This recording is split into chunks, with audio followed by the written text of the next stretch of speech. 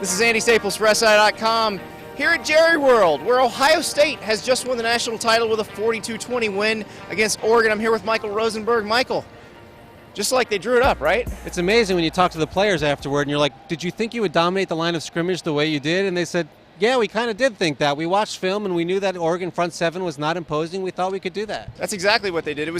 It seemed like it took them a little while to figure out what worked, and it was that counter to Ezekiel Elliott, and they just kept running it over and over and over. And that has to be absolutely demoralizing to a defensive line.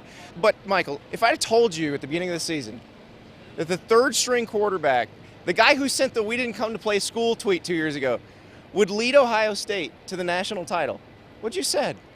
I wouldn't have believed it. Honestly, I'm not sure Urban Meyer would have believed it.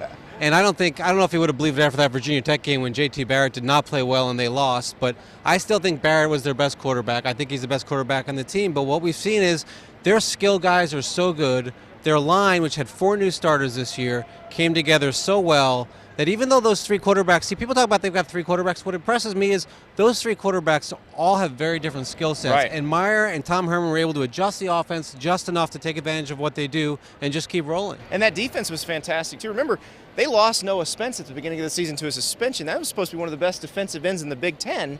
And here on this goal line that we're sitting in front of, they have a goal line stand in the first half that probably changes the tenor of the game. No doubt. And it's 42-20, and clearly Ohio State was the better team. It was not really a 22-point game for most of the night, but a couple of key plays, Oregon didn't make them. They had their own mental miscues, even though they didn't have the turnovers.